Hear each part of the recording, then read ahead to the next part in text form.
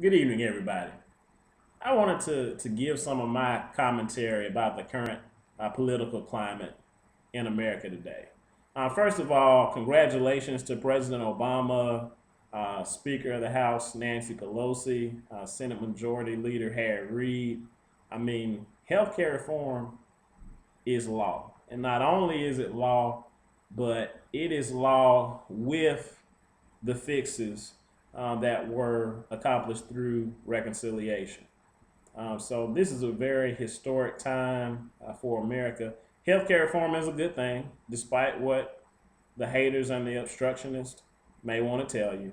I mean, not being able to, ban people from getting coverage based on pre-existing conditions, you know, college students or young people being able to stay on their parents' insurance until they turn 27, um, being able to purchase insurance across state lines. I mean, the exchange that's going to bring down the cost uh, of rates, and this bill also being deficit neutral. I mean, reducing the deficit $100 billion in the first 10 years and over $1 trillion in the next 10 years after that.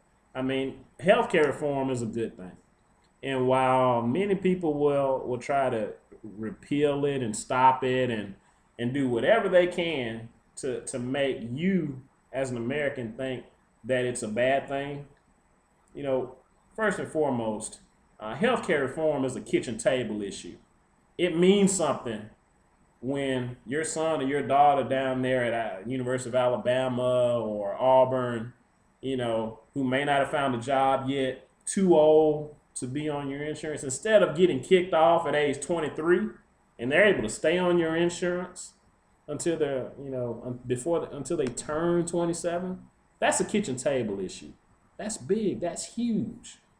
When small businesses are able to afford coverage for their employees, and when we can stop premiums from rising, I mean, this is a huge, huge deal. So don't think for one moment that, everyone's talking about what's going to happen in November. We're going to run on repeal healthcare reform. I mean, are you really going to say to Americans, we don't want you to keep your son or daughter on your insurance till 26, 27? We want them to be off your insurance at age 23 like it's always been. I mean, what sense does that make? And how can we righteously say we want insurance companies to continue to ban people based on pre-existing conditions? These are the things that Republicans want to run on in November. Are you serious? I mean, it's amazing to me. I mean, how many of you saw John Boehner on the floor of Congress? I mean, it was amazing. I mean, John Boehner, he really just snapped on Congress. I mean, this dude was like, have y'all read the bill? Have y'all read the bill? Hell no, you didn't. I was like, this dude really just snapped on Congress. I mean, I was like, wow, this is really happening. And he was unapologetic.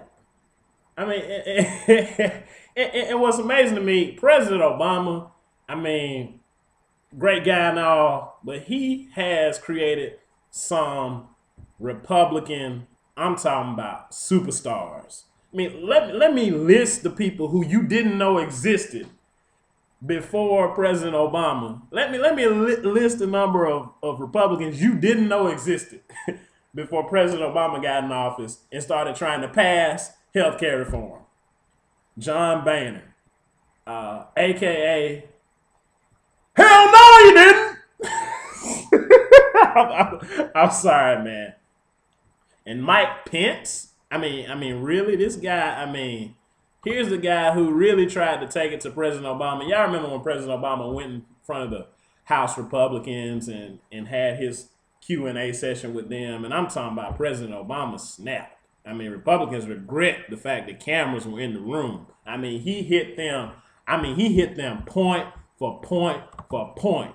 I mean, President Obama was not playing with them. I mean, I mean, it was sick. I mean, Fox News was really just trying to cut out and do all these other things and have people commentating while President Obama was speaking. I mean, really, to try and try and interrupt what was going on.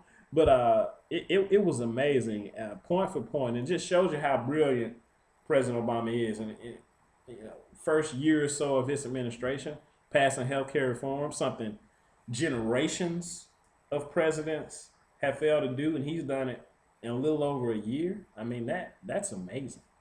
That is amazing. But you know, you had Mike Pence who was real angry. You know, these boutique tax cuts. You know, you call this a stimulus package. It did nothing to create jobs. Blah blah blah. Did nothing to say, you know, reduce taxes. These boutique tax cuts. I was just like, man, this dude really is serious. And Eric Cantor. I mean, who out? Eric Cantor today says somebody shot through his window. Eric, listen to me. Nobody is out to get you. Are you serious? Who even knew Eric Cantor existed before he started raising hell about healthcare reform? Eric, chill out, man. Nobody is out to get you. You all right, man. You know, that hole in your window, show me the bullet. I mean, if somebody shot through your window, I mean, it's not like anybody got on Twitter, you know, asking for your life. I mean, it's not like anybody spat at you or cursed at you while you were leaving Congress. You know, dude, you're okay, man. Just calm down and everything's going to be all right.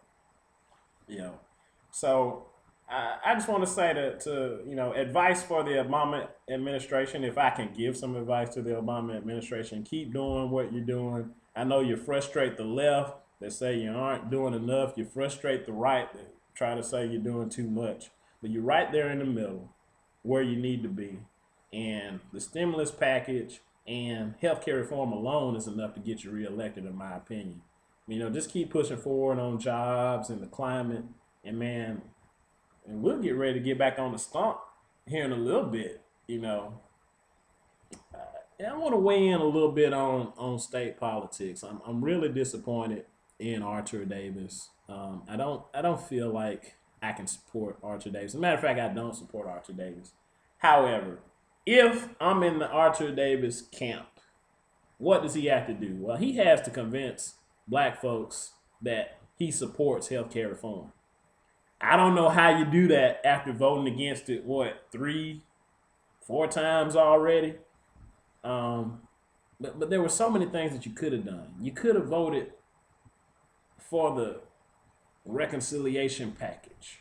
You could have voted against it the first time. You could have voted for it the second time. I mean, there's so many things, but trying to appease Alabama conservatives with your healthcare reform vote is just a bad political strategy. So I disagree with it, but if that's what you want to do, man, have at it. I can't vote for you, and I think you've sacrificed a large segment of your base, and that it's not good political strategy. If I'm in the Ron Sparks campaign, I tell them, take it to Arthur early and often. Stand up and say, hey, I support healthcare reform. I'm a Democrat. I support it unapologetically. And I'm the only one to stand up and have the testicular fortitude to say, hey, I support healthcare reform and I want to be the governor of Alabama. It's a long shot anyway. So pull out all the stops. Get the Don Siegelman endorsement if you can. Arthur is not going to touch that. But Don Siegelman still has a lot of political capital in this state.